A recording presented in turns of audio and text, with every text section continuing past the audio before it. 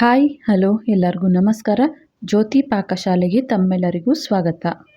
ನಾನು ಈ ದಿನ ತುಂಬಾ ರುಚಿಕರವಾದಂತಹ ಮೊಸರು ಕುರ್ಮ ಅಥವಾ ಕರಡ್ ಕುರ್ಮ ಮಾಡುವ ವಿಧಾನ ತೋರಿಸ್ಕೊಡ್ತಾ ಇದ್ದೇನೆ. ಈ ರೆಸಿಪಿ ಪಲಾವು, ಬಿರಿಯಾನಿ, ಕುಷ್ಕ, ಬರೀ ಅನ್ನದ ಜೊತೆಗೂ ತುಂಬಾ ಟೇಸ್ಟಿಯಾಗಿರುತ್ತೆ. ತುಂಬ ಸಿಂಪಲ್ಲಾಗಿ ಈ ರೆಸಿಪಿನ ಮಾಡ್ಕೊಳ್ಬೋದು. ಅಡುಗೆ ಮಾಡಲಿಕ್ಕೆ ಮೂಡಿಲ್ಲ, ರುಚಿಯಾಗಿ ಅಡುಗೆ ಮಾಡಬೇಕು ಅಂದಾಗ ಈ ರೆಸಿಪಿನ ತಪ್ಪದೆ ಒಮ್ಮೆ ಟ್ರೈ ಮಾಡಿ.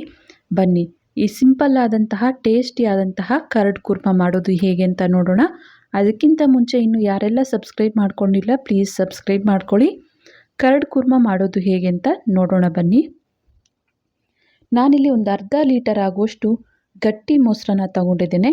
ಒಂದು ಅಗಲವಾದ ಬಟ್ಲಿಗೆ ಮೊಸರನ್ನ ಹಾಕಿ ಇದಕ್ಕೆ ಮಸಾಲೆಗಳನ್ನ ಸೇರಿಸ್ಕೊಳ್ತಾ ಇದ್ದೇನೆ. ಒಂದು 1/4 ಟೀ ಸ್ಪೂನ್ ಆಗುವಷ್ಟು ಅರಿಶಿನ, ಅರ್ಧ ಟೀ ಸ್ಪೂನ್ ಆಗುವಷ್ಟು ಗರಂ ಮಸಾಲ, ಹಾಗೆ ಅರ್ಧ ಟೀ ಸ್ಪೂನ್ ಆಗುವಷ್ಟು ಅಚ್ಚ ಖಾರದ ಪುಡಿ ಅಂದರೆ ಒಣಮೆಣಸಿನಕಾಯಿ ಪುಡಿ, ನಂತರ ಅರ್ಧ ಟೀ ಸ್ಪೂನ್ ಆಗುವಷ್ಟು ಧನಿಯಾ ಪುಡಿನ ಇವೆಲ್ಲವನ್ನು ಸೇರಿಸಿ ಚೆನ್ನಾಗಿ ಇದನ್ನು ಬೀಟ್ ಮಾಡ್ತಾ ಕಲಿಸ್ಕೊಳ್ಬೇಕಾಗುತ್ತೆ.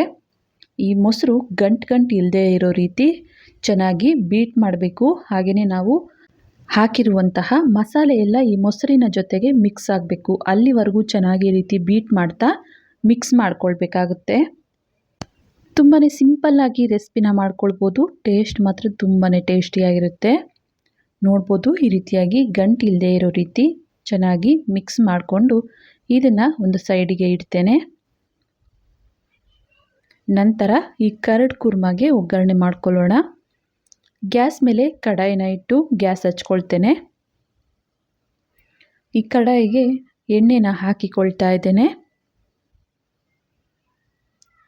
ಎಣ್ಣೆ ಸ್ವಲ್ಪ ಬಿಸಿಯಾದ ನಂತರ ಇದಕ್ಕೆ ಒಂದು ಪಲಾವ್ ಎಲೆನ ಈ ರೀತಿ ಮುರಿದು ನಾನಿಲ್ಲಿ ಸೇರಿಸ್ಕೊಳ್ತಾ ಇದ್ದೇನೆ. ನಂತರ ಸ್ವಲ್ಪ ಚಕ್ಕೆ, ಹಾಗೆ 3 ಲವಂಗ, 1 ಏಲಕ್ಕಿನ ಇದಕ್ಕೆ ಸೇರಿಸ್ಕೊಳ್ತೇನೆ. ನಂತರ 2ರಿಂದ 3 ಈರುಳ್ಳಿನ ಸಣ್ಣದಾಗಿ ಕಟ್ ಮಾಡ್ಕೊಂಡಿರೋದನ್ನು ಸೇರಿಸ್ಕೊಳ್ತಾ ಇದ್ದೇನೆ. ಈರುಳ್ಳಿ ಸ್ವಲ್ಪ ಸಾಫ್ಟ್ ಆಗಬೇಕು, ಅಲ್ಲಿವರೆಗೂ ಇದನ್ನು ಚೆನ್ನಾಗಿ ಮಿಕ್ಸ್ ಮಾಡ್ಕೊಳ್ತಾ ಫ್ರೈ ಮಾಡ್ಕೊಳ್ಬೇಕಾಗುತ್ತೆ. ನೋಡಿ ಈರುಳ್ಳಿ ಚೆನ್ನಾಗಿ ಬೆಂದಿದ್ದಾವೆ. ಈಗ ಇದಕ್ಕೆ ಸ್ವಲ್ಪ ಕರಿಬೇವು, ಹಾಗೆಯೇ ಕಟ್ ಮಾಡಿರುವಂತಹ ಒಂದು 3 ಹಸಿಮೆಣಸಿನ್ಕಾಯಿನ ಸೇರಿಸ್ಕೊಳ್ತೇನೆ. ಸಣ್ಣದಾಗಿ ಕಟ್ ಮಾಡಿರುವಂತಹ ಶುಂಠಿ ಬೆಳ್ಳುಳ್ಳಿನೂ ಸಹ ಸೇರಿಸ್ಕೊಳ್ತಾ ಇದ್ದೇನೆ. ಇವೆಲ್ಲವನ್ನು ಸೇರಿಸಿ ಎಣ್ಣೆಯಲ್ಲೇ ಸ್ವಲ್ಪ ಫ್ರೈ ಮಾಡ್ಕೊಳ್ಬೇಕಾಗುತ್ತೆ. ಈರುಳ್ಳಿ, ಹಸಿಮೆಣಸಿನ್ಕಾಯಿ ಎಲ್ಲ ಚೆನ್ನಾಗಿ ಫ್ರೈ ಆಗಿದ್ದಾವೆ. ನೋಡ್ಬೋದು ಈರುಳ್ಳಿ ಎಲ್ಲ ಈ ರೀತಿ ಲೈಟಾಗಿ ಕಲರ್ ಚೇಂಜ್ ಆಗಬೇಕು, ಅಲ್ಲಿವರೆಗೂ ಫ್ರೈ ಮಾಡ್ಕೊಳ್ಬೇಕು. ಈ ರೀತಿ ಫ್ರೈ ಮಾಡಿಕೊಂಡ ನಂತರ ಈಗ ಇದಕ್ಕೆ ನಾವು ಮಸಾಲೆ ಎಲ್ಲ ಹಾಕಿ ಮಿಕ್ಸ್ ಮಾಡಿದಂತಹ ಮೊಸರನ್ನು ಸೇರಿಸ್ಕೊಂಡು ಕೈ ಬಿಡದೇನೆ ಈ ರೀತಿಯಾಗಿ ಮಿಕ್ಸ್ ಮಾಡ್ಕೊಳ್ಬೇಕಾಗುತ್ತೆ.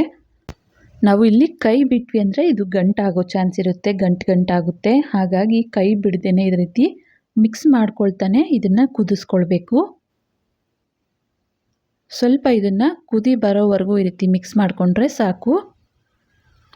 ಮೊಸರು ಕಲಸಿದಂತಹ ಬಟ್ಲಿಗೆ ಸ್ವಲ್ಪ ನೀರನ್ನು ಸೇರಿಸಿ ನೀರನ್ನು ಈ ಕಡಾಯಿಗೆ ಸೇರಿಸ್ಕೊಳ್ತಾ ಇದ್ದೇನೆ. ಹಾಗೆ ರುಚಿಗೆ ತಕ್ಕಷ್ಟು ಉಪ್ಪನ್ನು ಸೇರಿಸಿ ಚೆನ್ನಾಗಿ ಮಿಕ್ಸ್ ಮಾಡಿ ಇದನ್ನು ಕುದಿಲಿಕ್ಕೆ ಬಿಡ್ತೇನೆ. ಜಾಸ್ತಿ ನೀರನ್ನು ಹಾಕ್ಕೊಳ್ಳಿಕ್ಕೆ ಹೋಗಬಾರ್ದು, ಸ್ವಲ್ಪ ನೀರು ಹಾಕಿಕೊಂಡ್ರೆ ಸಾಕಾಗುತ್ತೆ. ಕುರ್ಮ ಈ ರೀತಿಯಾಗಿ ಕುದಿ ಬರಬೇಕು, ಸ್ವಲ್ಪ ಗಟ್ಟಿ ಆಗಬೇಕು, ಅಲ್ಲಿವರೆಗೂ ಇದನ್ನು ಕುದಿಸ್ಕೊಳ್ಬೇಕಾಗುತ್ತೆ. ನೋಡಿ ಕುರ್ಮ ಗಟ್ಟಿಯಾಗಿದೆ. ಈ ಕನ್ಸಿಸ್ಟೆನ್ಸಿ ಇದ್ದರೆ ಸಾಕು. ತಣ್ಣಗಾದ ನಂತರ ಇನ್ನೂ ಸ್ವಲ್ಪ ಗಟ್ಟಿಯಾಗುತ್ತೆ. ಕೊನೆಯದಾಗಿ ಇದಕ್ಕೆ ಸ್ವಲ್ಪ ಕೊತ್ತಂಬರಿ ಸೊಪ್ಪನ್ನು ಸೇರಿಸಿ ಗ್ಯಾಸನ್ನು ಆಫ್ ಮಾಡ್ಕೊಳ್ತೇನೆ. ಇದನ್ನು ಒಂದು ಬಟ್ಲಿಗೆ ಸರ್ವ್ ಮಾಡ್ತೇನೆ. ನೋಡಿದ್ರಲ್ಲ, ತುಂಬಾ ಸಿಂಪಲ್ಲಾಗಿ ಮೊಸರು ಕುರ್ಮ, ಕರಡ್ ಕುರ್ಮ ಮಾಡುವ ವಿಧಾನ ತುಂಬಾ ಸಿಂಪಲ್ಲಾಗಿ ಮಾಡ್ಕೊಳ್ಬೋದು. ಬಿರಿಯಾನಿಗೆ, ಕುಷ್ಕ, ಪಲಾವ್, ಹಾಗೆಯೇ ಪರೋಟ, ರೊಟ್ಟಿ, ಚಪಾತಿ ಯಾವುದರ ಕಾಂಬಿನೇಷನ್ ಆದರೂ ಈ ಕರಡ್ ಕುರ್ಮ ತುಂಬಾ ಟೇಸ್ಟಿಯಾಗಿರುತ್ತೆ. ತಪ್ಪದೆ ಒಮ್ಮೆ ಟ್ರೈ ಮಾಡಿ ಹೇಗೆ ಬಂದಿತ್ತು ಅಂತ ಕಮೆಂಟ್ ಮಾಡಿ. ಈ ರೆಸಿಪಿ ನಿಮಗೆ ಇಷ್ಟ ಆಗಿದೆ ಅಂದ್ಕೊಳ್ತೇನೆ. ಇಷ್ಟ ಆದಲ್ಲಿ ಈ ವಿಡಿಯೋಗೊಂದು ಲೈಕ್ ಮಾಡಿ. ಯಾರೆಲ್ಲ ಸಬ್ಸ್ಕ್ರೈಬ್ ಮಾಡ್ಕೊಳ್ದೆ ವಿಡಿಯೋ ನೋಡ್ತಿದ್ದಲ್ಲಿ ಪ್ಲೀಸ್ ಸಬ್ಸ್ಕ್ರೈಬ್ ಮಾಡ್ಕೊಳ್ಳಿ. ಈ ವಿಡಿಯೋ ಹೇಗೆ ಅನ್ನಿಸ್ತು ಅಂತ ಕಮೆಂಟ್ ಮಾಡಿ. ಹಾಗೆ ವಿಡಿಯೋ ಇಷ್ಟ ಆದಲ್ಲಿ ನಿಮ್ಮ ಫ್ರೆಂಡ್ಸ್ ಆ್ಯಂಡ್ ಫ್ಯಾಮಿಲಿ ಮೆಂಬರ್ಸ್ಗೆ ಈ ವಿಡಿಯೋನ ಶೇರ್ ಮಾಡಿ. ಧನ್ಯವಾದಗಳು.